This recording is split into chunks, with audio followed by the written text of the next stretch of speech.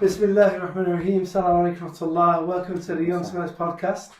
We're here today with my co-host Abu Ayyub. Assalamu alaikum wa rahmatullahi wa barakatuhu. And we're here with Sheikh Ahmed. Assalamu alaikum, Sheikh. Alaikum salam wa barakatuh. So thanks for joining us on the podcast. You're welcome. So alhamdulillah, we just wanted to see you, subhanAllah. I've missed Kuwait and I've missed the brothers. Alhamdulillah. Alhamdulillah, I'm here with two of my best friends, alhamdulillah. So how are you doing, Sheikh? Alhamdulillah, I'm fine. I am happy because I'm with you. Exactly for sitting with us. So what's going on? Yeah, alhamdulillah. Sheikh, so first off, how's the weather now? I want to introduce people. Okay, you want to introduce us? Okay. This is Abu Ayyub, and mashallah, he's a good brother of mine. And this is John Fontaine. Everybody say hi.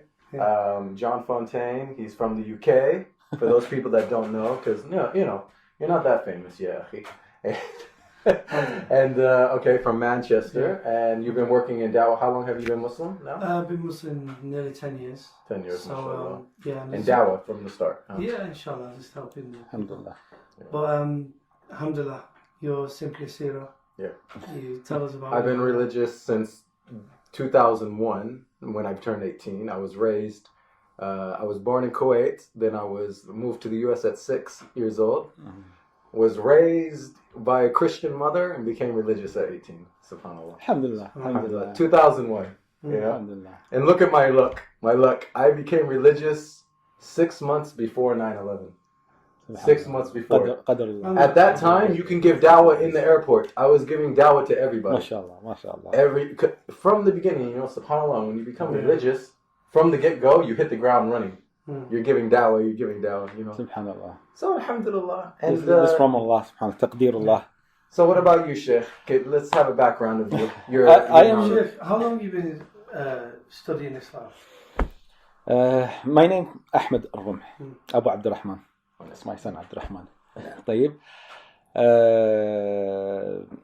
I started to attend Islamic lectures in 1996. I was 18 years old. So now you know my age. MashaAllah. We have to do the math.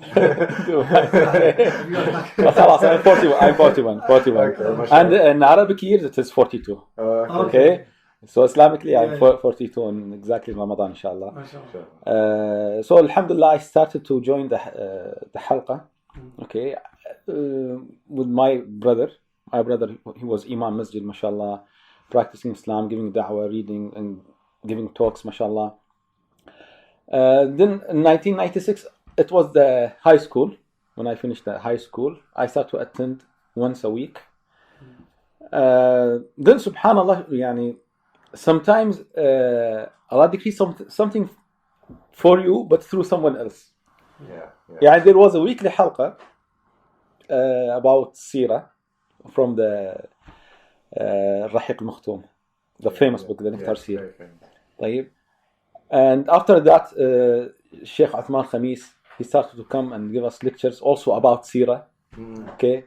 Of course, Sheikh Uthman Khamis is the famous Sheikh in Kuwait. Yeah. طيب, He used to have the set, the disc set. Yes, Seerah and the lives of the Prophet. For those who don't know, Sheikh Uthman Khamis is one of the most famous sheikhs in the world, mashallah. Yes, mashallah. Very popular. Sheikh bin Uthaymeen.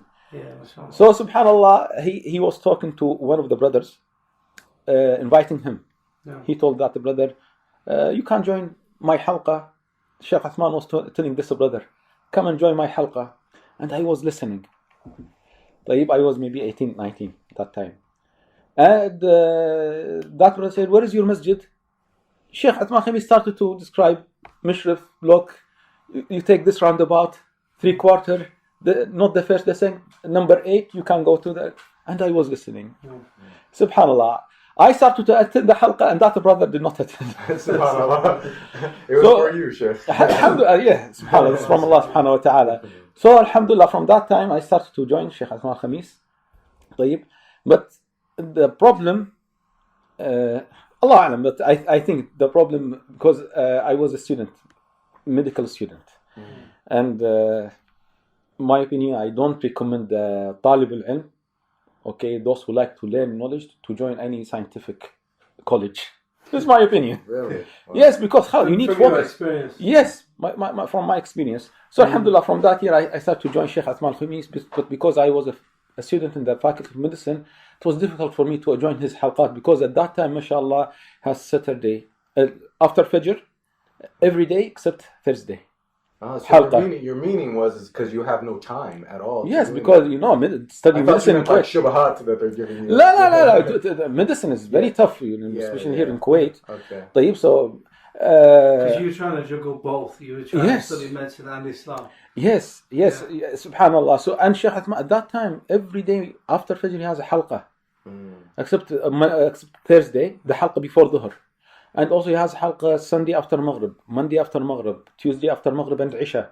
So how was you managing all these? No, I did not, sir. I did not attend all of them. But I fixed Monday and Friday. And this is very important, subhanallah, for those people who like to learn deen, okay, and they like to learn many things, okay. When did you teach on Friday? What time? After Fajr. Okay. I got his message after Fajr. Because now he's teaching, he does between Maghrib. Between Maghrib. Now his schedule totally different. His schedule totally different. So, خلاص, Monday after Maghrib, Kitab Tawheed, one of the most important books, nice book, simple. And Friday after Fajr, it was not famous book now. It is Al-Kifaya min Ilm Riwaya. It is a Hadith book written by one of the great scholars, Al-Khatib al-Baghdadi. Okay, subhanallah, I was only with my friend attending that halqa, the second halqa. So this was my start. So there was two of you studying with the Sheikh at the time? Mainly. And if I have time, I go. And I join Tuesday halqa, for example, Sunday halqa, tafsir halqa, like this. If I have time, subhanallah. So this was the beginning. And also attending the local halqa in my area. Of course, when I say my area, people don't know. Kuwait is small. My area, it is only 10 minutes from my area to Sheikh Ahmed al-Rumh. Yeah. You can drive through all Kuwait in 1 hour. It's like 45 minutes. Yes. So this was the start, MashaAllah. And this was 96. This was before Uthman. Was Uthman al-Khamis famous by this time? Or he wasn't that famous by that time? Of course. His fame was not like now. Yeah. But it was his start. A lot younger than as well. He is older than me, about 15 years old. Yeah. Yes. But still young for that time. Yes. But that time, there were not plenty people like now. Yes, and also there was no YouTube like now. Of course. Before there was tapes. You would go to the tape shop, you would get the tapes, they would make the copy for you. The cassettes. And alhamdulillah, subhanallah, that's memories, man. Yeah. Get Sheikh bin Uthaymeen, all his sets. I remember I'd get the whole... Subhanallah. You can't taste the knowledge at that time. But now, whatever you like, you can fight. But we don't listen. Subhanallah. So Sheikh, when you finished medical college? I did not finish. You didn't finish. When will you finish? No, you know that many people, or maybe all people, don't like this. That medicine quit how many years? 7 years. But I quit medicine in the 6th year. Subhanallah. Alhamdulillah, and I am happy with this. I'm not sad. I'm happy, and I believe that alhamdulillah I took the correct decision. Yes. You did it what? Because most people do this the reason why most people in Kuwait do this is because they just need to get a job. That's usually the situation. It depends. Allah alam about their intentions. Okay, but there is a wrong concept, which is that if you got a high score in the high school, it is a must to study medicine. Alhamdulillah, my score was 95. And when I finished the high school, and alhamdulillah, the Amir of Kuwait that time, Sheikh Jabir rahimahullah, he made party for students who were 26 Kuwaiti students. I was one of them, or the last one. Last one of the A students. So you expected basically to go into medicine? Yes, before that, I was preparing myself to study medicine. But even if you plan to study Sharia, people will be against you. Oh yeah. Yes, because the concept, if you have high score in medicine in high school, it is haram to study Sharia. As if it is haram to study Arabic. And then the ones with the low marks study Sharia.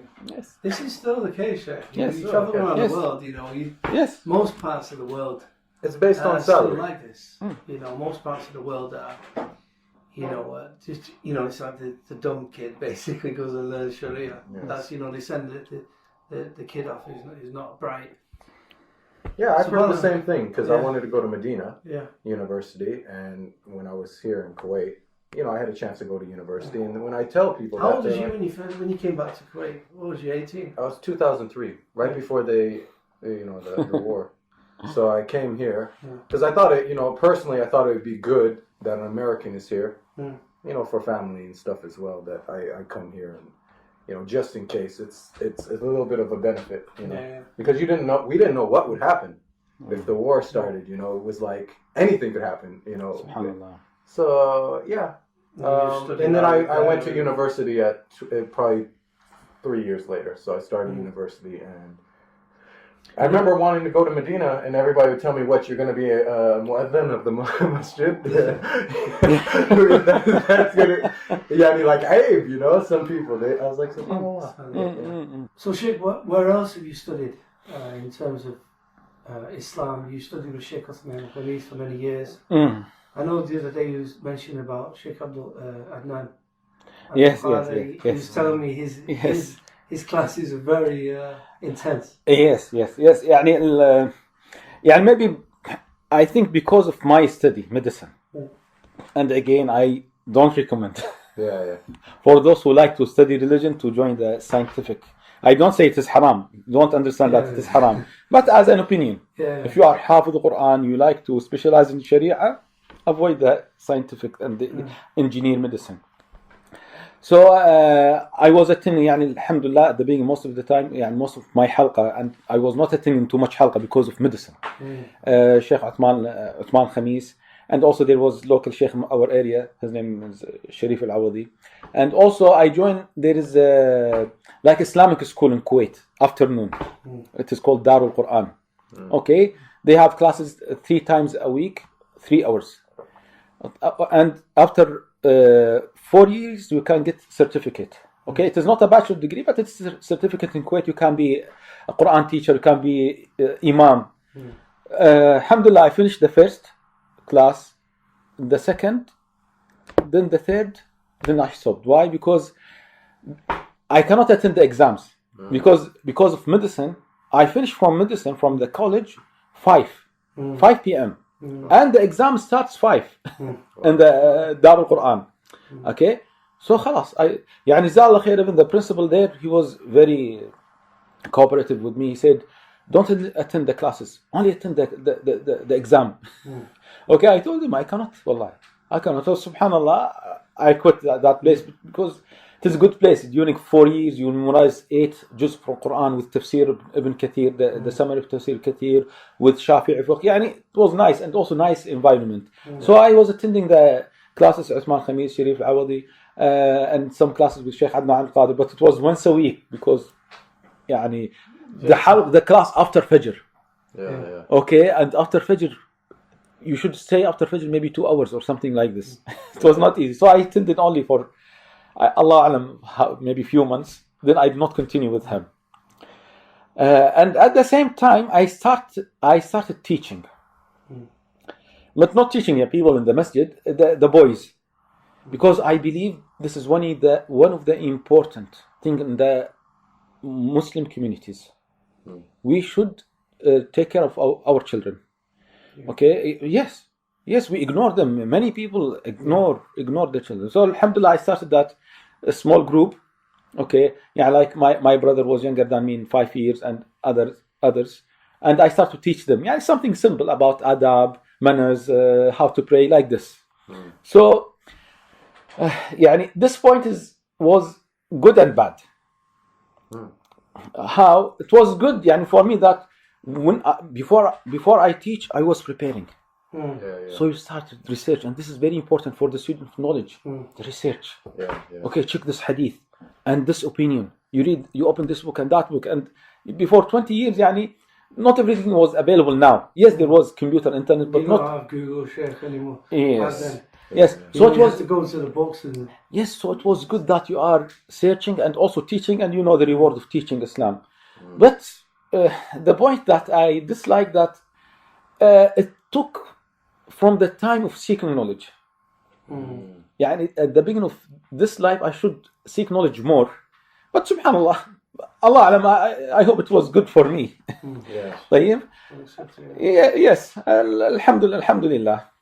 And also after also maybe 2002 or 2003 I came to know Sheikh Hai. This is one of the famous Sheikh. Yes, يعني now he's 70 years old يعني, and he's يعني. We met him in the Johor. Yes, last week. Yes, last year, and also last year as well with Sheikh McCarthy. Yes, and he memorizes the books of Sheikh al-Albani. Yeah.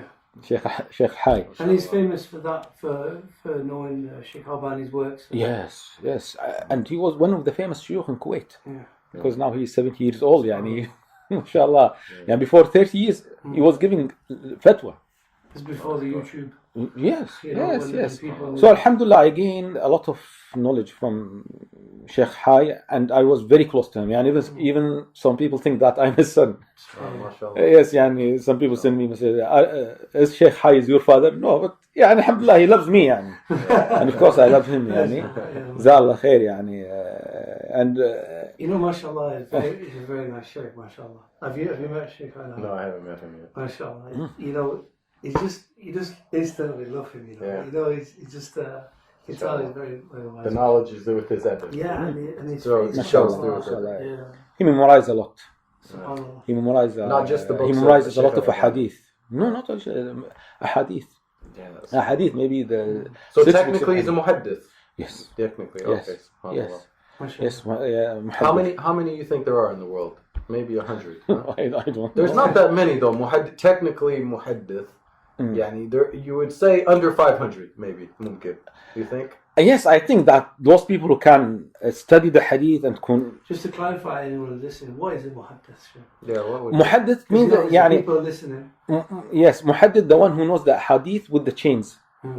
Yeah. Okay, and يعني usually they say muhaddith who said حدثنا فلان قال حدثنا فلان يعني for example, if I narrate for you a hadith, قال رسول الله صلى الله عليه وسلم إنما الأعمال بالنيات. قال رسول الله صلى الله عليه وسلم خيركم من تعلم العلم. Okay, it doesn't mean that I'm muhaddith. Yeah. But that I'm muhaddith. So basically, it's memorizing. You know, and they study. Got it from who, got it from who, got it from who. It's very long. It's very long. But now, we mean them. He knows what is the meaning of the chain, and every single man. It's authentic. Not he's weak and his memory like this, and they study the hadith, the chain of the hadith, and they tell you this is authentic or not. Yeah. So Sheikh Hai, this is he knows this. Yes. He in his books, yes, you can find that saying this hadith is authentic or not. Yes. And maybe last year or he wrote a book that he has different opinions than Sheikh al-Albani about few hadith. Sheikh al-Albani said these are not authentic hadith, but Sheikh Hai said no, I have a different opinion that these hadith are authentic. So he studies the hadith. They're very small. Even the website Doror. Yes. I saw it when I researched Sheikh al-Albani. They'll say Sheikh al-Albani, and then there'll be another one that maybe there's a difference of opinion in it. Yes, of course. Al-Arnaut Ahmed Shakir, like this, of course, yes. But little. It's very little, right? Yes. It's not detailed. It's not. They will tell you only the result, the end result. Hasan. No, I think the difference is because Sheikh al-Albani. No. Sometimes a big difference. Maybe Sheikh will say this is authentic, sahih.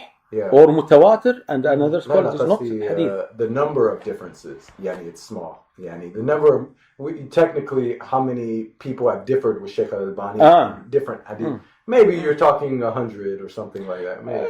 I don't think it's a lot. We need statistics. We need yes, to study. Yes. So you started to study with Sheikh Hai and Sheikh Adnan Khamis before Sheikh Hai. Yeah, but yes. When you were saying you met Sheikh Ahmed al-Rumh. Yes. So you was traveling with him, taking him to the. Yes, to the halaqat, and I was attending to his masjid. But we should know that every sheikh has different style of teaching. Okay, for example, if you notice Sheikh Ibn Uthaymeen rahimahullah, Sheikh Ibn Baz, they are in the masjid and they give lectures. Sharh al-Aqeedah al-Wasitiyya, they explain this book, that book, khalas. And when they finish, they explain another book or the same book. While if you check Sheikh al-Albani, Okay, you will not find the same thing. Hey, that's true. Okay, most of the time, discussion, question answer, QA sessions. Refutation. Here's an answer. Yes, you'll not find, or it will be very rare that Sheikh Albani. Go and check. For example, شرح 40 نووية, explanation of 40 نووية of Sheikh Albani, explaining of this book. So this is a very important point that you should understand your Sheikh. Okay, خلاص. For example, Sheikh bin Uthaymeen, خلاص. When I go there, I can get the benefits from him automatically. But there are some shuyukh, you have to know. I should ask the Sheikh this question. Okay, so I believe that Sheikh Uthman Khamis, mashallah, when you attend his halqa, you'll get the pearls from the Sheikh. Okay, Sheikh Hai the same. Okay, but also you'll get more if you know how to ask him. Yes, yes.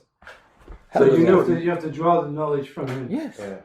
Yes. So you knew how to ask him. You asked a lot of questions. Yes. Alhamdulillah. You learned that. Yes. I asked him many questions. Okay. Mashallah. Alhamdulillah. Sheikh, when we went to the Johor, we met Sheikh Hai and he was teaching the students. He was going through the famous book about the etiquettes of, for the advice to students. Bakr Abu Zayd, حلية طالب العلم. And you're also thinking of teaching something of the same subject. Very. Yes, this is very important. And inshallah tomorrow I will start with Allah. Oh, you're going to start tomorrow? Inshallah. Okay. Which book are you? It is the Book of Manners. Yeah. This is a famous book in Arabic, and there is translation. But I will start with a chapter not found in the book, the manners of Talib al-Ilm. If you are seeking knowledge, what are the manners? Because this is very important. Now, you'll find many people spending time in seeking knowledge. But after 10 years, they found themselves, wallah, why until now I'm not memorizing Quran? Until now I did not finish any book. Why? Because his life is a mess. Yes. So it is very important to study the manners of Talib al-Ilm, the way how to seek knowledge. Okay. So just for anyone who doesn't know, because you have weekly classes in English and also Arabic as well, and you actually you have them live on like Facebook, Instagram. Instagram mainly. Yeah, Instagram. You have a YouTube channel as well. So anyone who wants to tune in, they can follow these classes. Yes, they are welcome. Yani now, alhamdulillah, all of my lectures, Arabic and English, and my English class is more than the Arabic. And I recommend anyone listening to tune in. You are welcome. They are most welcome. Living in Kuwait, I got a lot of benefit from you. I enjoyed being around you a lot, mashallah. And I miss the brothers, subhanAllah. Alhamdulillah. I have a good brotherhood here, and alhamdulillah. I recommend anyone who's Muslims living in the West to try to live, in a Muslim country, just even if it's just for 6 months, 1 year. Alhamdulillah.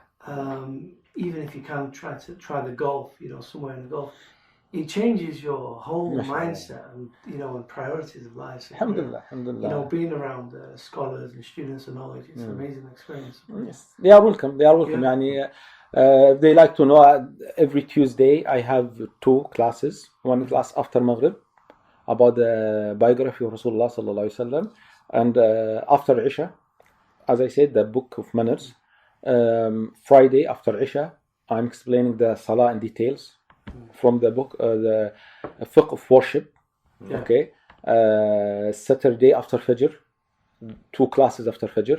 One of them about the manners of traveling or etiquette of the traveler, and the other book until now not decided, because we alhamdulillah finished many books.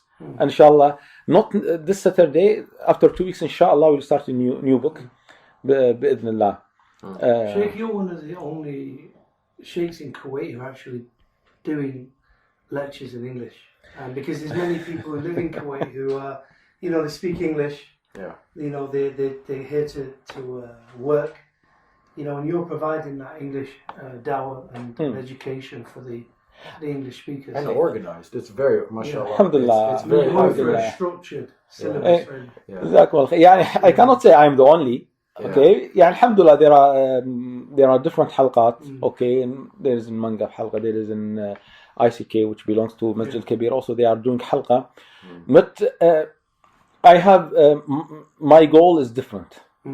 Okay, because when people know that I'm giving lectures in English, immediately they ask me, what about the new Muslims? So what is the connection?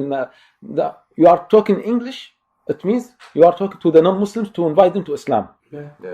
Okay, I'm not doing this. Of course, I don't mean this is wrong. No, this is a great job to invite people to Islam. Yeah. My concern is the next step. Yeah.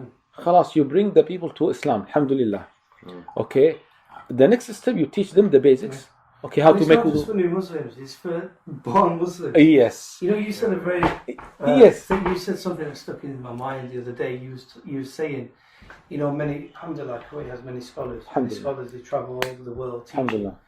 And a lot of the time, even the people the workers on the street or the Harris, they don't even know how to pray. صح. You know, and this is here in Kuwait, in a Muslim country, and we have a responsibility to teach the people in this country, you know, first. Yes.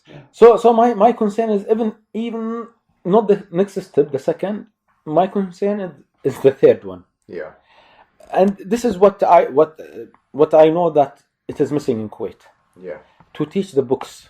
Something also, I'm trying to do something academic like a school. Inshallah, we will try to start this year. Yani, also make something simple for people and also easy for them to attend. Yeah. Okay, and some people say, يعني inshallah, the institute I will start, it will be once a week, about 1 hour. Some people say, you can make it 4 hours. I say, 4 hours, how many people can attend? Yes, maybe there are a few people who attend, but make it more easy and simple. Yeah. So the first level, you can start with 1 hour, so during the year, you can get 50 or 45 hours. Yeah. So this is nice. So my concern is to teach the books. Yeah. Alhamdulillah, you know, you're teaching the everyday Muslim. You know, the everyday Muslim who's going to work. Yeah. You know, he's got them seeking knowledge. Yeah. You know, actually studying more than most lay Muslims, if you like, would study. You know, you've been through many books over the past few years since I've been coming to Kuwait. What are some of the classes you've done? Some of the books you've been through? يعني you did not ask me a question. يعني when I started the English halqa, you should ask me this question. When? You should ask me when I started the English halqa. Yeah, when did you? Okay, when did you start? I started 2003. 2003. Wow. Yes. Okay. Yes. Was there Americans here or English? The English speakers were mostly what? Americans or Indian.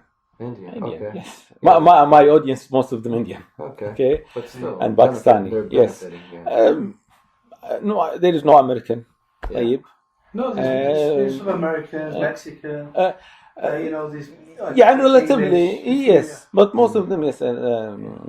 شوف سبحان الله, it is a funny start.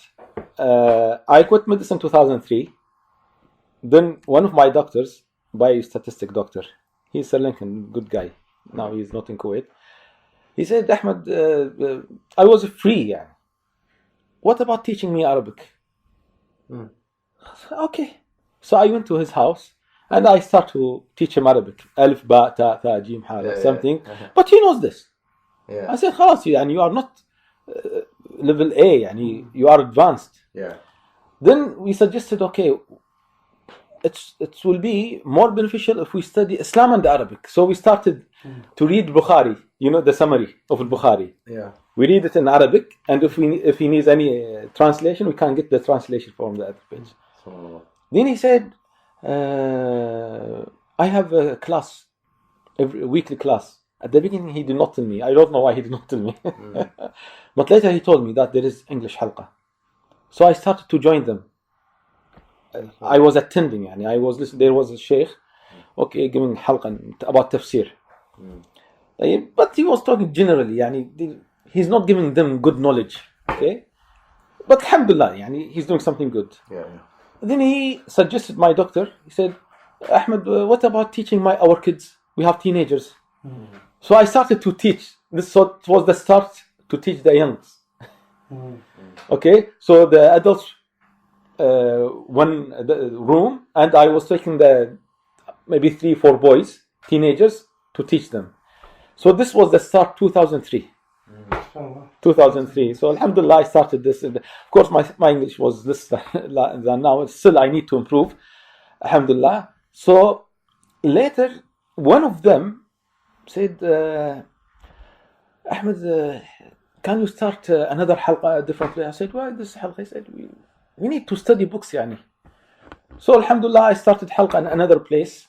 We started, I think, with the Usul Sunnah, Imam Ahmed. Inshallah. Very good. Yes, the fundamentals of the Sunnah, written by we have a bit of history with this book. Yeah, we have a bit of history. Yeah, no, we're not going to go there. Best book ever. Refutes a lot of stuff really quick. Alhamdulillah. So I started with my flat with only two people. Yeah. Then that brother said, "Khalas, come to my flat and we can invite." So alhamdulillah, from that time it started the halqa. And we started, I think, Sifat Salat al-Nabi sallallahu alayhi wa sallam, how to pray, written by Sheikh al-Albani rahimahullah, Usul al-Thalatha, alhamdulillah. And we continued that halqa from 2006 maybe or something like this. Yes. MashaAllah. So that's a long time. Yeah, alhamdulillah. But the khutbah, I did not start khutbah Jum'ah. Because they told me, let's start khutbah Jum'ah. You know when you're teaching in English back then, you were teaching, obviously you're teaching from Arabic books. Mainly. But more recently, with more translations, obviously I've seen you with comparative. You've got the Arabic book and you've also got access to translations as well. Does that make it easier for you having translations already there? Well, for me, easier mainly to use the Arabic books. Yeah. The Arabic books. But for example, if the book is like Al-Usul Thalatha, the three fundamentals, I will use the English because it is easy, simple. Yeah. Okay, I'll not read a lot for the brothers. Like this. Okay. So the book that you're working on now, what is it called again in Arabic? The one Kitab al-Adab. Yeah, Kitab al-Adab. Yes. So adab, in how would we translate this? Would it be manners or would it be the etiquettes? Be better. Wallahi, I'm not sure, but the translation of the book of manners. Yeah, okay, but it means what it means by the book. What does it mean exactly? It starts with the manners of Quran. Okay, it starts. What are the manners of Quran? So number one, your intention, the sincerity, ikhlas. Yeah. Okay. Yeah. For example, number two, make wudu. Number three, you have follow the rules of tajweed. So adab mu akhlaq. It doesn't mean akhlaq. No. It means he means khatawat. Akhlaq. He means akhlaq. Yes. Adab al-akhlaq. Usually we say adab for the manners of how to go to the toilet, how to eat, drink, dress. This is adab. Yeah. Akhlaq, no, the sidq, amana, the trust. Would you say? I mean, I'm not a linguist, but would you say it's more the akhlaq or manners? It's more when it's for somebody else, for a person. Would you say? Yeah, I think so. No, manners, they are mixed, okay, but some of them differentiate. As I said, they say, adab, okay, the etiquette of eating, drinking, walking. When you meet, yes, so when you meet. That's what I wanted to clarify. Yes, and I think this is a good point that we should focus on for the students. There is a big problem in translation. Until now, I meet a big problem in translation. Oh yeah. Yes. Yes, still we need good translations. Okay. My English, I consider my English not strong English, okay, but still I notice bad mistakes in translation. Oh yeah. It means, I notice that the people who translate these books, they are not experienced in Sharia. And this is the problem. So that's why you see this with the Quran as well. The translation, it's just purely a linguistic translation, rather than actually someone who studied the. Or they translate from modern books. Okay, I'll give you as a famous example that فَمَنْ يَعْمَلْ مِثْقَالَ ذَرَّةٍ. The word ذرة. Okay, many books they will translate the word ذرة atom. Okay, while in Arabic, darra means the small ant. Oh, it means The small ant. Allah. Yes. Yeah. And there are several examples of this. Yeah. They put in their modern reflection into the translation. Yes, some of them ignorant. Okay, so we'll go to another point, very important for the translation. We need those who graduated from Sharia, Kuwait, Saudi, or any place, to study English. Yeah. Okay, then they can translate a perfect, inshallah, translation. I think you can even read the person's intention in the translation. Like, subhanAllah, they did Raqiq al-Makhtoum. I think they went through a linguistic company. The old translation was beautiful. I felt like they had a Muslim writing it and translating it. And then they did a new one, a rework of it. The only one I know is really bad. And it's bad. Even now, when I read it, the translation, and even also in like so there's an older version. There's a couple versions they went through. And that book I used to love. I mean, the English translation, I've read it. I've read that. Today he came to my place. Nice, took a book from you. He's looking at it, and I'm like, you can see my face. I'm like a puppy dog. Seerah. There was 2 books. I said, I'm thinking you're not having an expensive one. I bought the other one from you though, the one that you got from the UK. So at least you got the money. But that book was good. The one you took today. It's structured. Yes. But the Raqiq al-Makhtoum, when I became religious, I remember I would read through it in 3 days, front to back. Because I loved the Seerah, the whole feeling of the Seerah. If anyone doesn't know, Abu Ayyub is simply Seerah. That's who you are. Yeah, that's my name. But I don't recommend this book. No, but it has mistakes. He's got all the books of Seerah. As a beginner, he loves Seerah. Mashallah. So he's always, he has a YouTube channel, Simply Seerah. No, I have many books of Seerah. I have now so many. I have those maps that I was telling you. I love those. No, in Seerah, it is important to know is it authentic or not. Yeah. Sheikh, you did a good series, the Seerah from Bukhari. Yeah, we did that. You did that last year, right? Not last year, maybe before 3 years, maybe something like this. It wasn't that long ago. Seerah from Bukhari? Yes. Maybe I forgot. I'm old. You maybe. did. No. You're not that old. He doesn't know he's just on autopilot. That's mashallah. I mean, okay, what would you recommend? Probably the best Seerah book out there right now. Well, there are now several books of Seerah. يعني there is a famous book of Seerah اللي هو written by and is translated by Professor Mahdi Rizqallah. Okay. Mahdi Rizqallah, professor.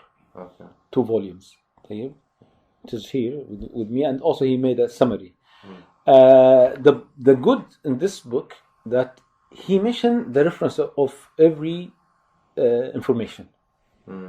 يعني in many books of Seerah, when you read, you don't know you don't know the reference, and of course, if you don't know the reference, you don't know is it authentic or not. Yeah. This is now leading us on to that topic we were speaking about just before we started. About this hadith of Bahira the monk. Yes, the monk. Yes, because I was talking about this part in my halqa before 3 hours. Sheikh, this is very relevant for me, by the way, because at the moment, as you know, I'm just preparing a series.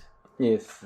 For Egypt, huh? Yeah, about Ahl al-Kitab, and it's for Huda TV, and I had this penciled in. It's not in pen yet. Yes. But it's basically, because there's some problems with this hadith, correct? I want to know what you were saying. Yeah, well, of course, they wrote, even you can find some books about only this story. Sheikh al-Albani rahimahullah said this is authentic story. For him, no doubt, this is authentic story. But people should know when the scholar said it is an authentic story, it doesn't mean that all the narrations are authentic. Every single word is authentic.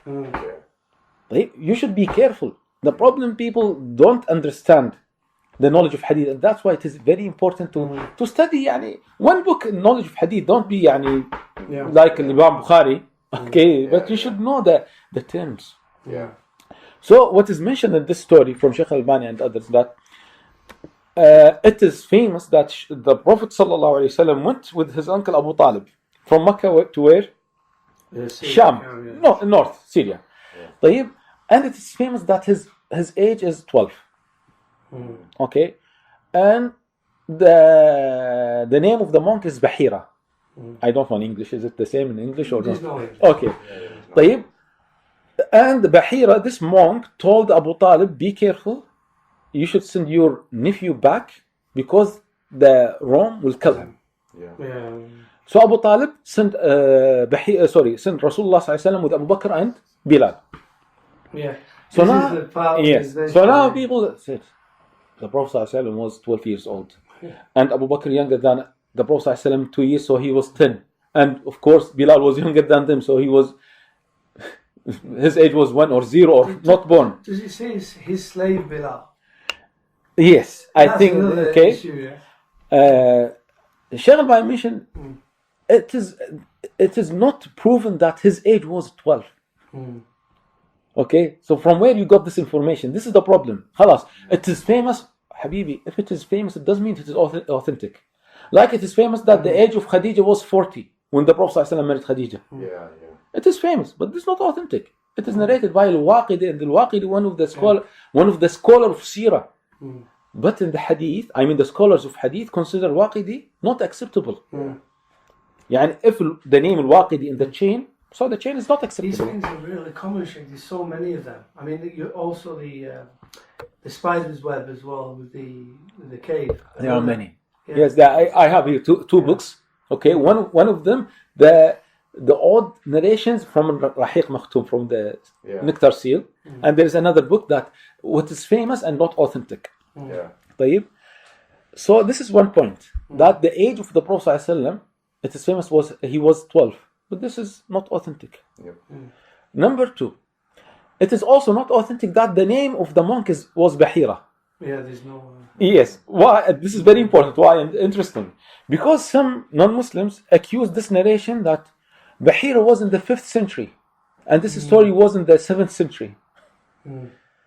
Okay, so we tell them, number 1, it is not authentic that his name was Bahira.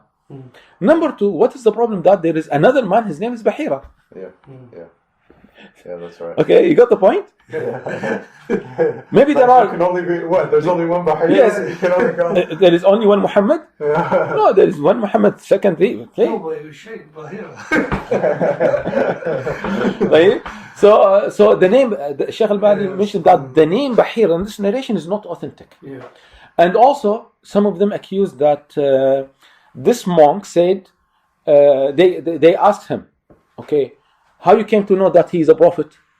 He said, because before you come to me, I noticed that the trees were making sujood, prostrating. And there's a cloud as well. And also the cloud was shading. Yeah. Okay. This is a kind of miracle or the kind of a sign for the Prophet ﷺ, because something greater than this happened. At the time, also in Bukhari, that the moon split and the water was coming out from his hands. Of course, not always, but certain incidents. So we should believe in these things if the chain is authentic. I know some people will have some hesitation, but before that, we should believe. We should believe that if the chain is authentic. Sheikh, this is a big thing. I know. A lot of people denying miracles, basically. Anything that. No, they're following the Christians, and it's the Christians. They tried. I forget exactly what they're called, but they try to remove all miracles out of all the Seerah. So that all their Seerah, for like Musa, they come with like a. Well, to rationalize it. They try to rationalize it. They say, like when the locusts come, is that is the weather? It's that time of the. Yeah, and then the Red Sea, the sea turning red. It was the alligators killing stuff, and it was blood. The problem if the Muslims follow the non-Muslims in this issue, people should understand Islam. Muslims should understand Islam. What is the meaning of Islam? Istislam. Submission. Khalas. Sheikh, so is the Hadith authentic? what I mean is the gist. I'm not a scholar of Hadith. According to Sheikh al-Albani, he's authentic. And other scholars. He's not the only one. Yeah, but you said parts of it might not be. Didn't you say that? Sheikh al-Albani mentioned the story is authentic. The story. Generally speaking, it is authentic. Sahiha. Okay? But his age was 12? No. That's not. The name of the monk Bahira? No. Okay? some issues. يعني I cannot remember that Abu Bakr and Bilal radiallahu ta'ala, what he said authentic or not. I'm not sure about this صراحة, not right now. And there's different versions of this, right? When they didn't say Rome, they said the Yahud will, instead of Rome, the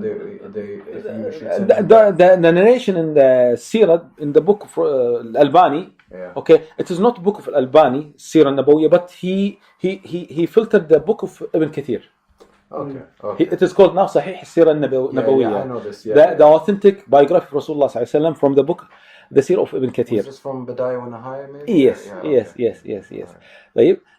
So people should be careful. Okay. I will tell you, there is a famous narration in Bukhari that after Jibreel came to the Prophet ﷺ, after the coming of Jibreel to the Prophet ﷺ, Jibreel stopped for a while. The narration says that then the Prophet ﷺ started to climb the mountains to commit suicide. And it is in Bukhari. So now some people say, is it Bukhari?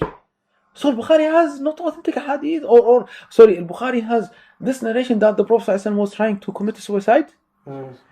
The problem. They actually bring this to Christians right now. Yes. I've heard it many even some Muslims, those who like to accuse the Bukhari, those who don't know hadith, they will accept this doubt. But those who understand hadith, it is very simple for them. Why?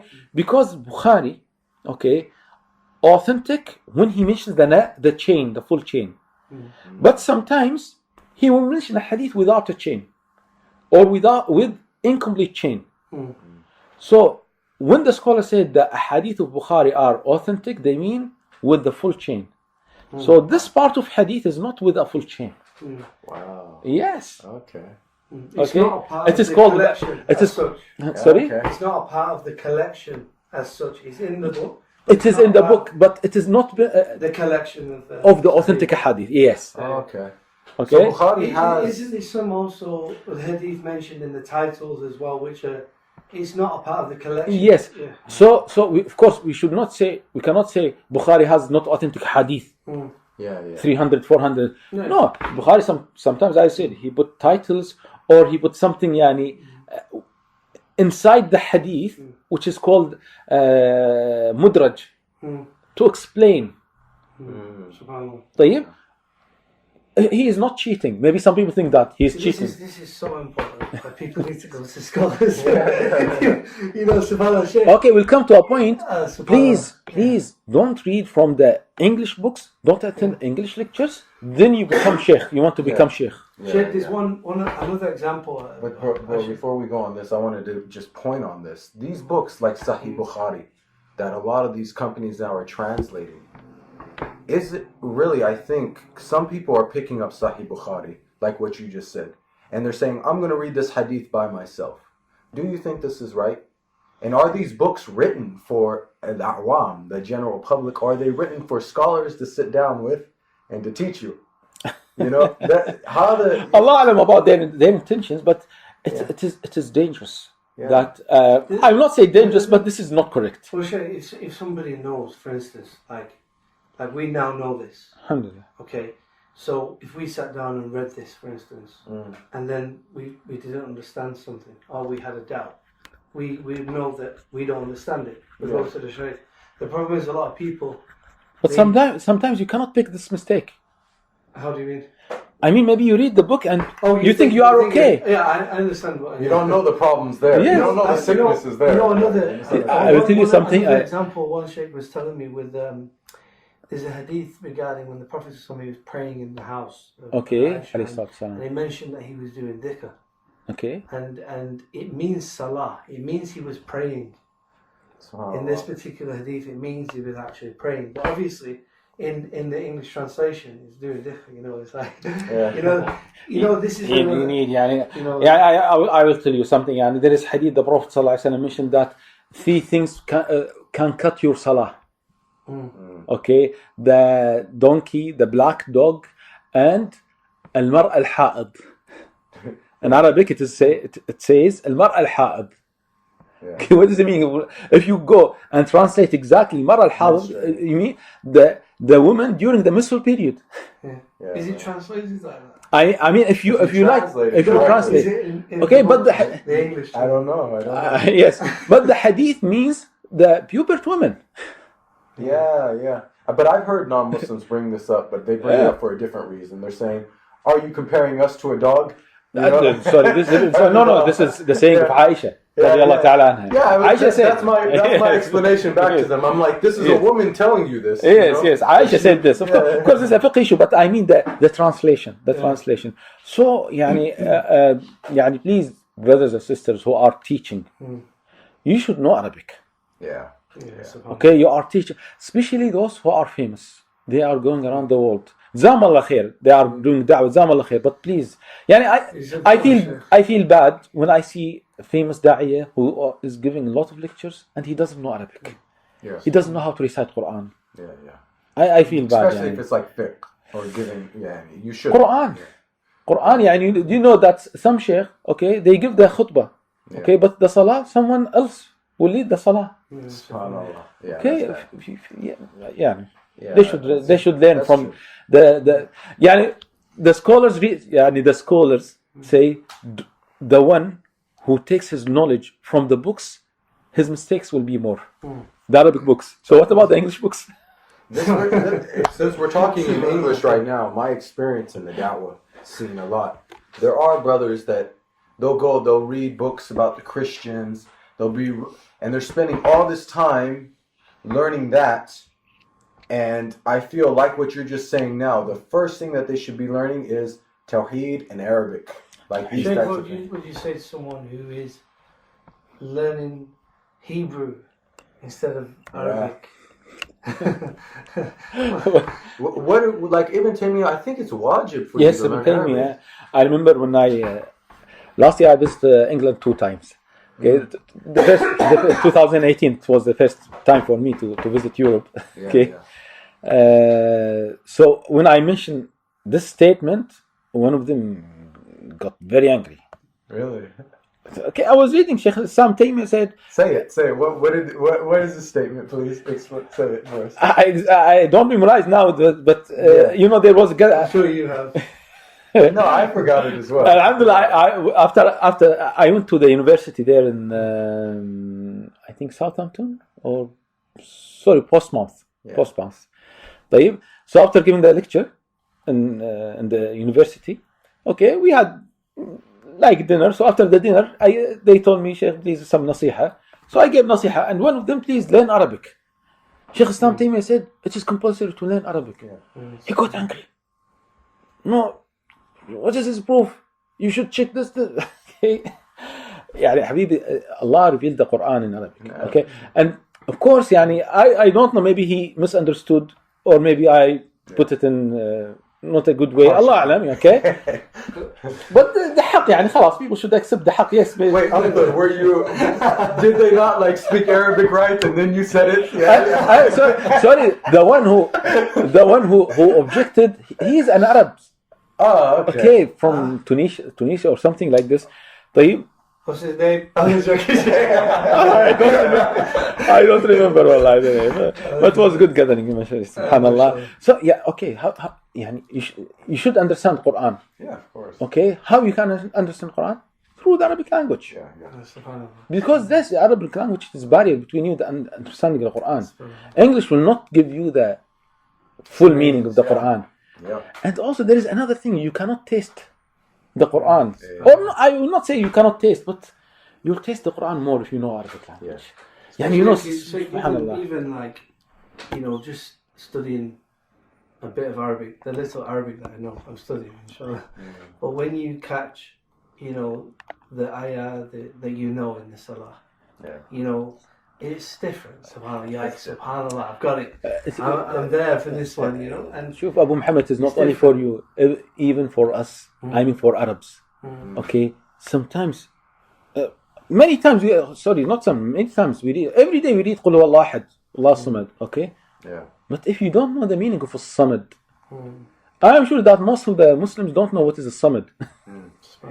But when you come to know what is the meaning of a samad, and you read the Quran again with the name Samad, and you understand Samad of course you can reflect the Quran, you can Yeah. taste the Quran. Okay, يعني somebody, he is the master subhanahu wa ta'ala. Okay, the one who doesn't need a samad subhanahu wa ta'ala. I remember personally, because when I became religious in 2003, 2001, I didn't know Arabic. So I used to recite Quran, I would read Al-Fatiha, and then I would stop and think about it in English. And I remember about 2005, I was learning Arabic, and when I really started to get it, and I was in Ramadan, and when they talk about Yawm al-Qiyamah, it hits you. The words in Arabic hit you. It's different, you know? Yeah, and it's different when the reciter sometimes when he talks, because I remember before I would sit there and I'd be praying, and you're not, you can hear it, but you're not feeling the words, and everybody's crying around you. You're like, why are you? Not everybody crying. Yeah, not everybody, but subhanallah. But when you hit, like, you know, when standing before Allah, when He says that in Arabic, you know, and you're standing, and you picture Yawm al-Qiyamah, khalas, when you hear it in Arabic, your tears come. You know, I just came back from Medina, alhamdulillah, and Mecca, and MashaAllah. The Sheikh, subhanallah, in Mecca, subhanallah, he was crying, man. It was very emotional. Subhanallah. You know, he couldn't get through. It was very difficult to get through this salah. You know, through the recitation, he just kept stopping it. And you know, because you truly understand the reality of these ayah. That's how you know you're a scholar. Abu Bakr radiallahu anhu. That's Abu Bakr.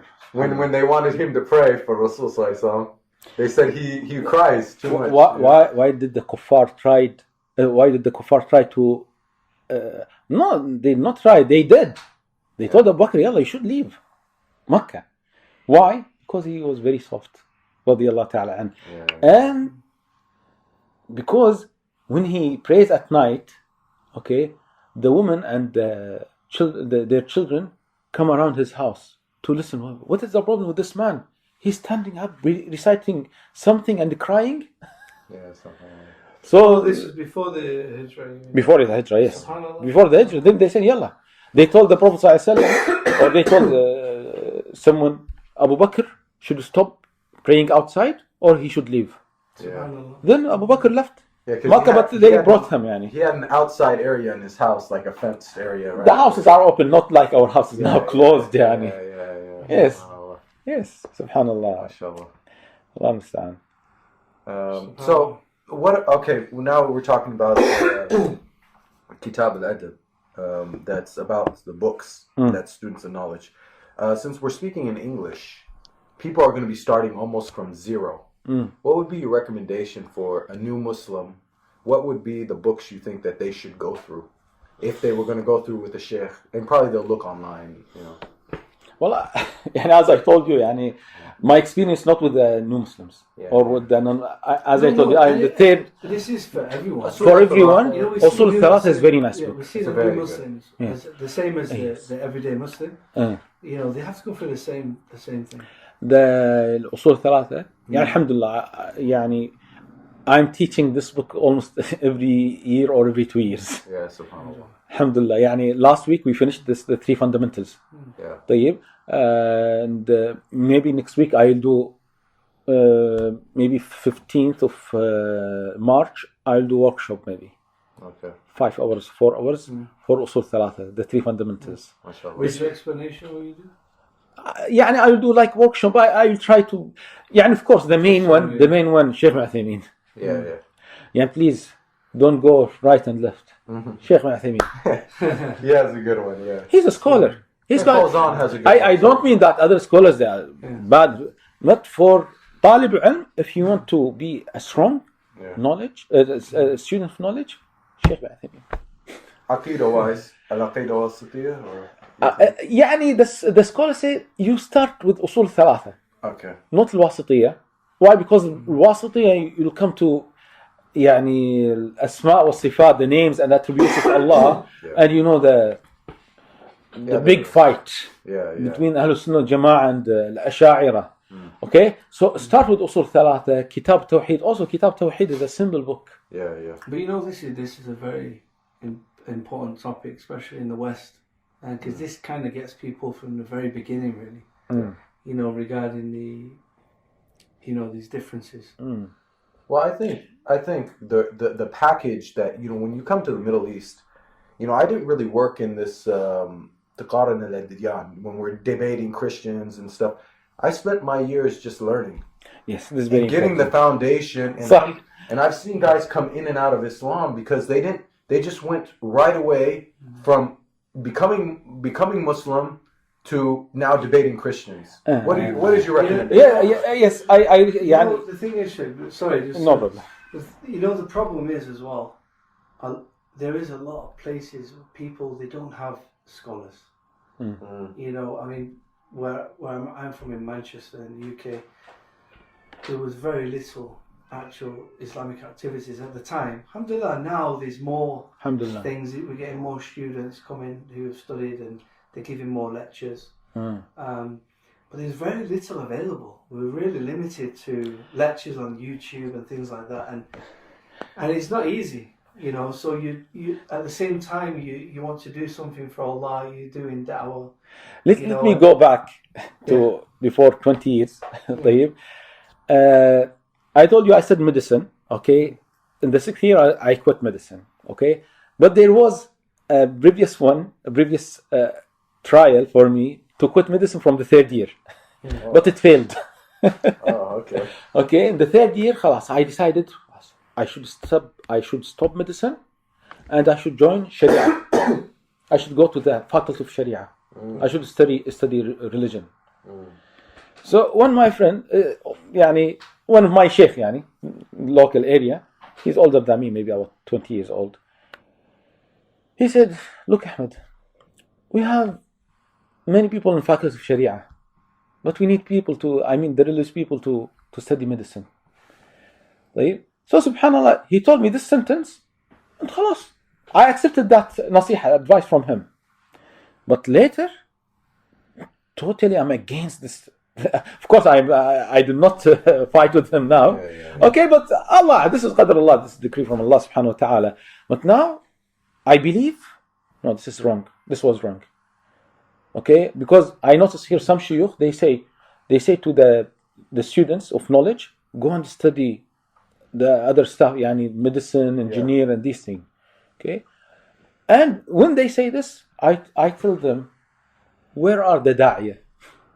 Alhamdulillah, we have plenty of students in Sharia faculty.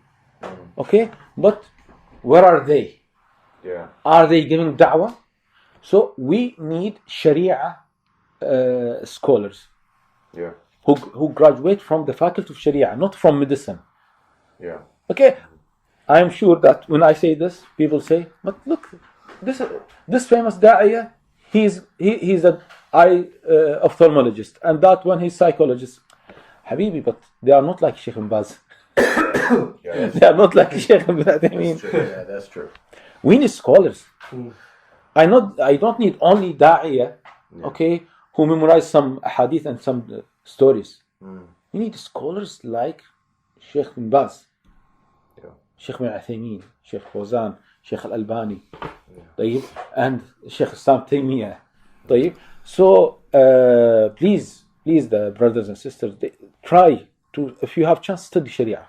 If you have chance. Problem is, but this is qadr Allah. But the Ibn Taymiyyah of this time, takhayal, if they went into medicine instead of going into Islam, it's not right, But I think personally, because it's the knowledge, it's the mind, like they said, Sheikh Imam Shafi'i, he had this ability to memorize the pages, right?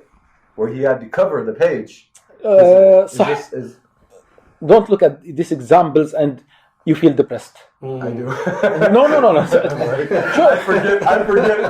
I forgot what I did an hour ago. Not what's your name again? Try your best. No, well, you're right. When you can't look at these major scholars from the past, like the ones Allah has chosen to preserve the deen. Sure. And you just it's just depressing, Try your best. Try your best, and put a plan for you. Yeah. Okay, and step by step. You know, the sad things for me. I'm kind of Allah, but when I first came to Islam, people were telling me you don't have to learn Arabic. Don't waste your time. You've got books. Don't waste time. Huh?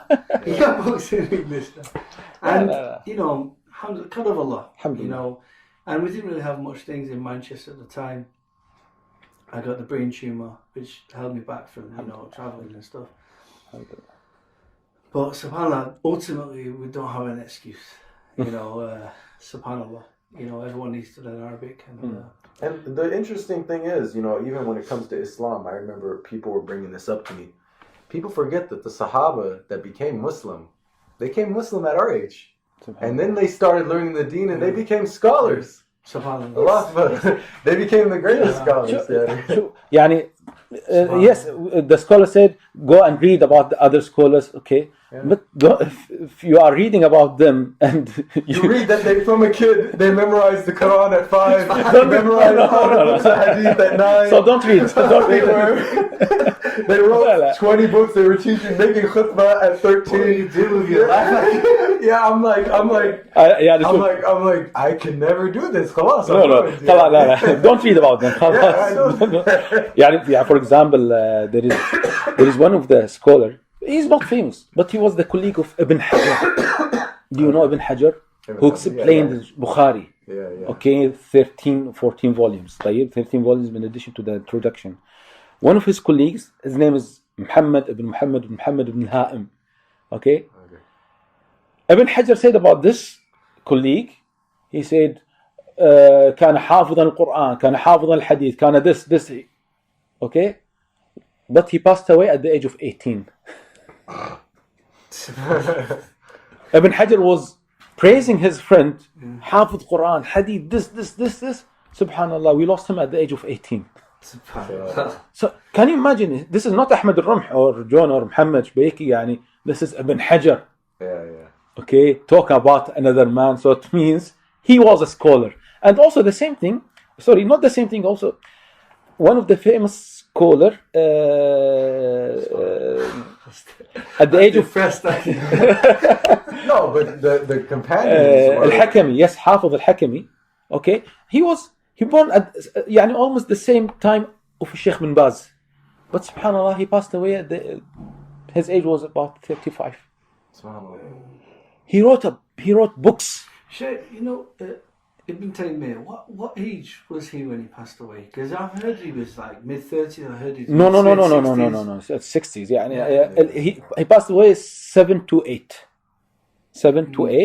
and his born was about 661. Something like this. So his age about 65. 65. Yes, 65. Ibn Taymiyyah. And Nawawi, rahimahullah, passed away 45. Subhanallah. There is a book talking about the scholars who passed away before 40.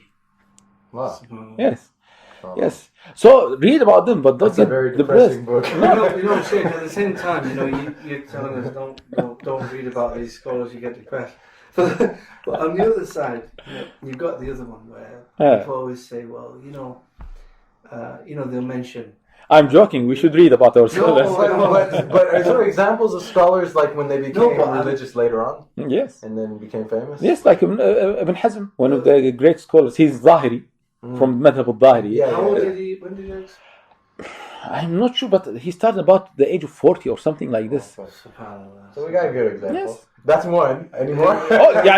Also, okay, when the da'wah started, the Prophet ﷺ was 40 and Abu Bakr was 38. So we can that's the good. That's the good for 8 years and stuff. Yeah. Don't think in this way. Do your job. This is the thing, Sheikh.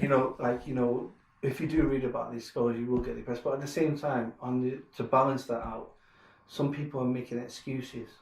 They'll say, "Oh, but this such and such Sahaba, he only knew one ayah, or not one ayah, but one surah, something, a few surah," and he was like, and it's, you have to have a balance, like you say, you have to, whatever you're capable of, what your capabilities are. I will tell you something. Many people now, when I meet many people, even I was saying, I don't like to read, I like to listen. But later we discovered that we are reading. Now many people say, no, I don't like to read. Okay, you don't like to read? How many tweets you are reading every day? Yeah. Facebook, okay, internet. Yeah. We are reading a lot. Yeah. Yeah. So please don't say I don't like reading. Yeah. Because we are reading a lot. Yeah. So as simple as that. You got like 4 phones, mashallah. Oh, only 2. All right. So about the steps for the new, not new Muslims, but let's say طلب العلم. You're saying that they need to go through these books. Kitab al-Tawheed. أصول 3 40 نووية. Explained by Sheikh Ahmed al-Rumh. What about كشف الشبهات? يعني they say كشف الشبهات later. Later, huh? Later stage. يعني Sheikh, study أصول 3 كتاب توحيد. You know, one of the things as well, which I've seen a lot. See, these books, they were written for the everyday lay Muslim. You know, the book itself is a simple book for the lay Muslim. Would you agree with that? They were actually letters, weren't they? You know, like these were letters for. يعني there. Because we think it is difficult. It is simple. What I'm getting at is, you know, sometimes these books are treated as if you have to have a scholar. Of course, having a scholar for these books, these books, of course, it's better. But the problem is, like, some people won't study. They think you have to have a scholar for these particular books. And this is like a very basic, if you like, overview of the religion, which can be understood. What do you think about it? يعني شوف about I have to have a scholar to teach me these books. This is very important. This is very special for those who don't know Arabic. They are learning from English books. Okay, this is more important for them. Not the concept of a sheikh. Okay, this is the way of Rasulullah sallallahu alaihi wasallam. The Prophet sallallahu alaihi wasallam said, "تسمعون ويسمع منكم ويسمع ممن سمع منكم." This hadith in Sunan Abi Dawud. The Prophet sallallahu alaihi wasallam said, "You are hearing, and some people will hear from you, and it will be heard from those who hear from you." So it is chain from one generation to another generation. Okay, so the Prophet sallallahu alaihi wasallam used to teach. Of course, it's one kind of teaching. And the masjid, teacher and students. We need this. And this is one of my goals. I like to bring people to this concept. Or to this way. The way of sheikh and students. Because some people say, we should change. Okay, this is very old style. Okay, yes, it's old style. But this was the way of Rasulullah sallallahu alaihi wasallam, and also Abu Hurairah, Imam Ahmad, Imam Malik, Ibn Taymiyyah, Ibn Baz. يعني, this is the way of the scholars. Okay, because people now learn from the mobile. It is wrong to consider your mobile as a sheikh. Okay, I need a sheikh. I need a reaction.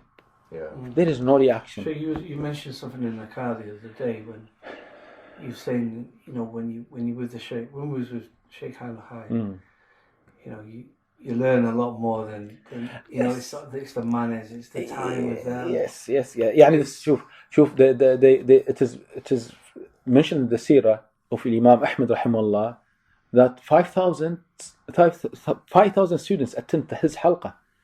500, it means 10%. They have note with pen, and the other 90%, 4,000, they watch his behavior.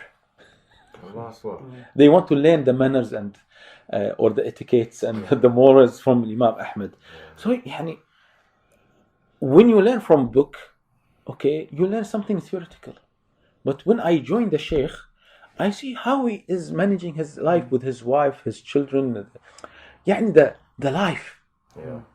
But when you take the knowledge from the book, you think that I cannot practice this knowledge, or this is only for the books, not for the life.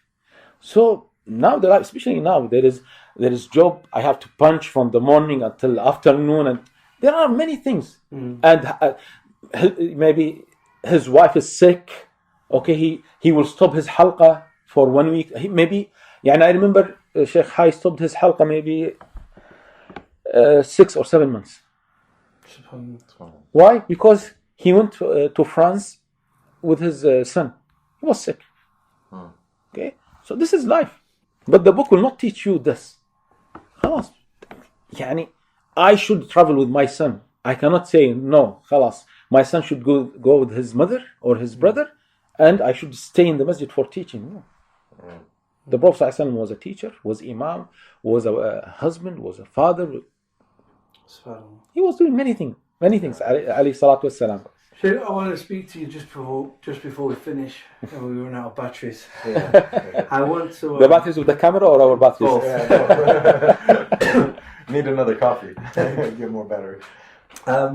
Your experience with traveling. Recently, you travelled to the UK.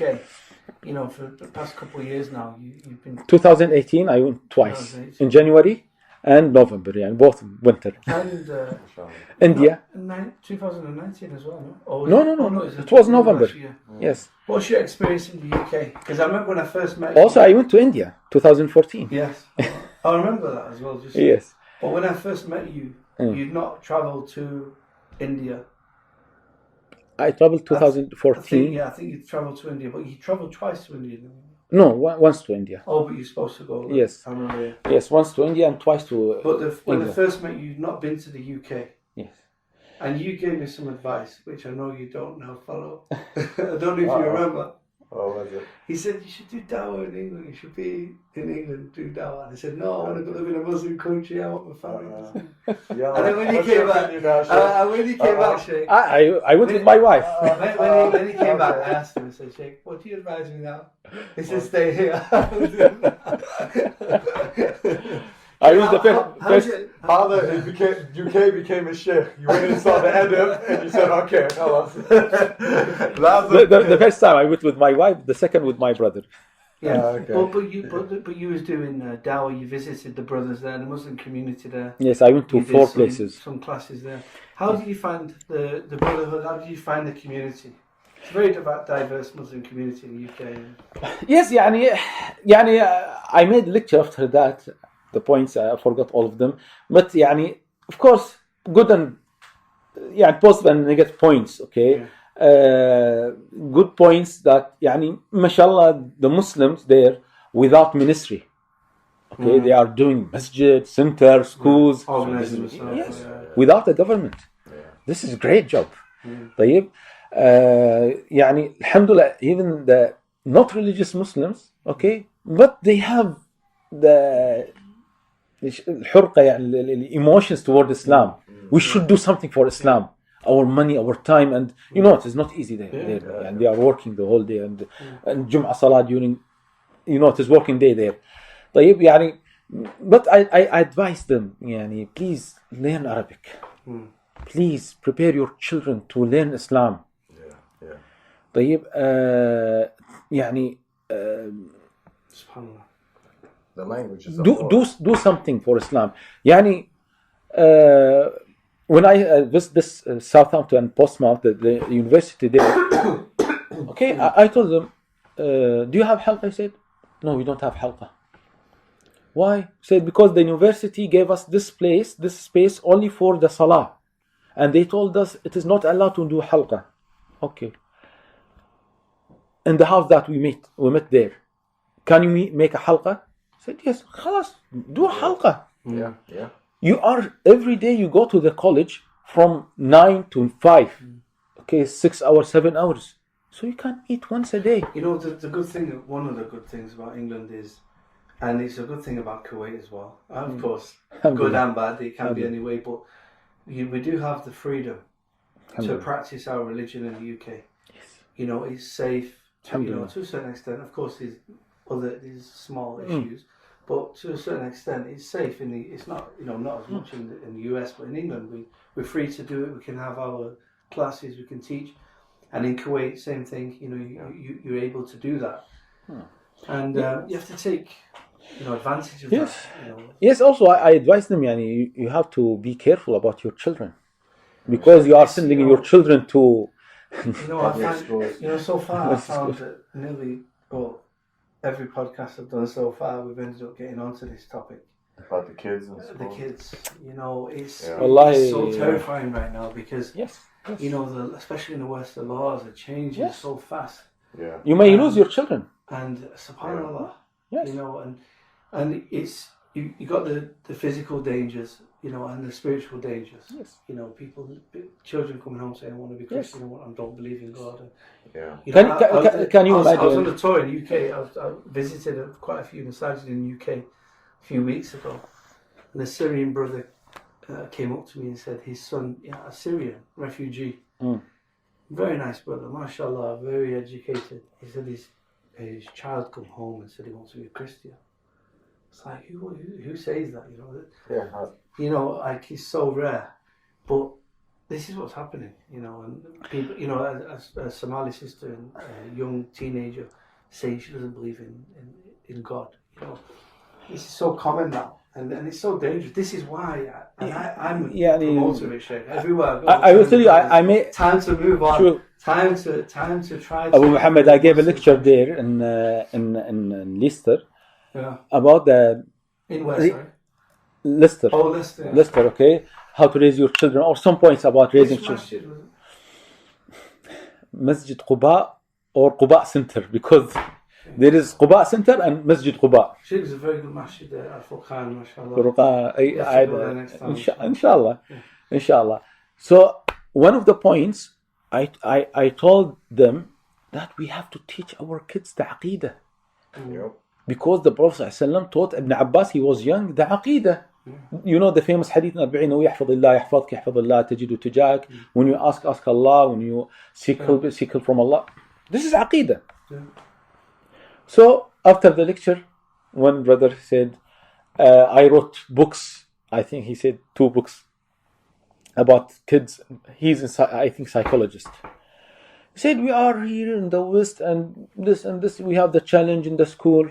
And I told my daughter, if you like, try the drinking khamr. What? Wow. He said this. Yeah. In England? Yes. What do you mean? Habib, show me. Crazy. What is his concept? What is his concept? Because it is an open, it is a non-Muslim country, and the wine is everywhere there, or it is easy to buy. Okay, what about if your daughter said, okay, I want a boyfriend? You say, yalla, go and try. I want to try riba, the interest. This is crazy. It's crazy. I've heard stuff like this from liberal Muslims are insane. So can you imagine, this is a man who's praying in a masjid and attending halqa. Yeah. Did you answer with that? What did you say? What did you say to him? Well, I forgot. What did you say to him? What did you really say to him? I forgot exactly what I mentioned. Did you yell it? Did you yell it at him? No. I don't know. Maybe he's police or something like this. I don't know. Yes, I came with it's such a contradiction, but it's sad. لا شوف we have to شوف. So, Sheikh, we've had. I like to mention very important point. Even a few days ago, there was a kid stabbed outside Green Lane Masjid. Yes, this is. Since on FUK, May Allah protect only 3 the weeks ago, I was in May Allah UK, protect 3 the Muslims. Muslims killed just in Birmingham. Okay. But before I forget, there is very important point about what to study. Okay, and now the problem of atheism and these things, the doubts. It is very, very important to study the names of Allah. Yeah. The names of Allah, and I think that one of the strong name to fight the doubts, the name Al-Hakim, the wise. We're speaking about this yes. the other day. Yes. You know, one of the most biggest doubts is the problem of evil. Yeah. And only Islam has answers for this. Subhanallah. Al-Hakim. Yes. Can I Al-Hakim. It's done. Al-Hakim. Yeah. You know, I mean, I remember when I first started debating, and people would come to me, but I was learning Aqidah, I was learning Tawheed, because I knew my friends, I had non-Muslim friends when I first became Muslim. They're like, come and debate. Even Christian friends, come and debate me. I said no. And I seen other people debate. I said no, I want to learn my deen. And when I got it, when you get the foundation, when you have the cement of Tawheed and Aqidah, these things, Al-Hakim, Al-Adl. Yes, it will be easy for you. It's done. You can't break the foundation. So this person that became Christian, the Syrian kid, his son. If you understand Tawheed and you understand Isma wa Sifat of Allah correctly, number one, you can't break and you can't think that Allah subhanahu wa ta'ala is going to be 3 and 1 and 1 and 3. And you're not going to think that if you know proper Aqidah, you're not going to think that he's going to be a man walking on earth. You know, these things you can't comprehend that. It breaks it. It's like saying that now we know that water gives life, and then you're going to come and say that water, you know, it's going to poison you or something. It's a complete contradiction of everything that you. So this is very important to study the names of Allah subhanahu wa ta'ala, and it is easy. You can find very summarized books. Okay. Yeah. I made a small booklet. I don't know if you've seen it. Yes. It's a lecture of Ibn Uthaymeen. Yes. So it's done so in an easy, very, very basic, but we use it for Dawah. Yes. Very important. Very good. I don't mean only for the people in the West or even here in the Arabs, we need to read the names of Allah. Yeah. If you understand the names of Allah subhanahu wa ta'ala, this will help you to practice Islam. Yeah. It will be easy for you. This is the third category of Tawheed, right? Yes. You know, Rububiyyah, Uluhiyyah, wa Asma wa Sifat. And Asma wa Sifat, maybe it is the main one. Yeah. The main one, Asma wa Sifat. Because if you believe that Allah is the Sami', the hearer, subhanahu wa ta'ala, so you'll not say the haram. Allah al-Basir, the seer, so you'll not do the haram. Allah is the wise, you will accept everything from Allah. Yeah, subhanAllah. So it is very easy. Very easy, subhanAllah. So I recommend to study the names of Allah subhanahu wa ta'ala. Also, I recommend the book of Sheikh al-Albani. If we are talking about the books, okay, before we finish, Sifat Salatul Nabi. And the introduction of the book is very important. SubhanAllah. What's in the introduction? The introduction of the book, you know, there is a book written by Sheikh al-Albani, Sifat Salatul Nabi sallallahu alayhi wa sallam. The description of the prayer of Rasulullah sallallahu alayhi wa sallam. من التكبير إلى التسليم. From saying Allah Akbar until saying Assalamu alaikum. كأنك تراها, as if you see him in front of you. Sheikh al-Albani, subhanallah, all of his introductions great. Amazing, huh? Yes. Don't skip the introduction, because many books I skip the introduction. Okay, and I go middle or what I need from the book. But Sheikh Albani, you have to read the introduction. Sorry. Yes, you have to read the introduction. His introduction maybe in this book 60, 70 pages. Oh wow. Very important. Talk about the madahib. Oh wow. Okay. This is great. Yeah. Because now many Muslims, maybe majority of Muslims think that I should be Hanafi, I should be Hanbali, I should. Okay, read the introduction of Sheikh al-Albani. You will know the fact. The fact of the scholars, all the scholars. Abu Hanifa, Malik, Shafi'i, Ahmed, the great scholars. طيب. And so this is a book of fiqh, salah. Okay. Also, you can read the tafsir of Sheikh Sa'di.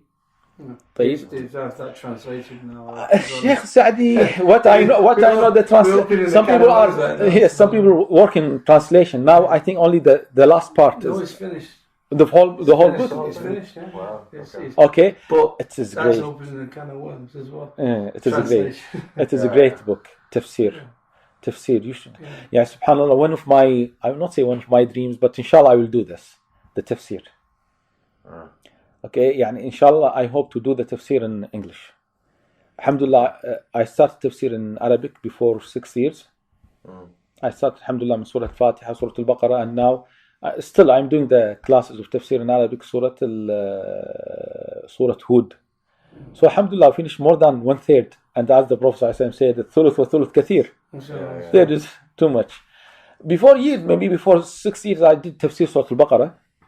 And maybe 50 lectures.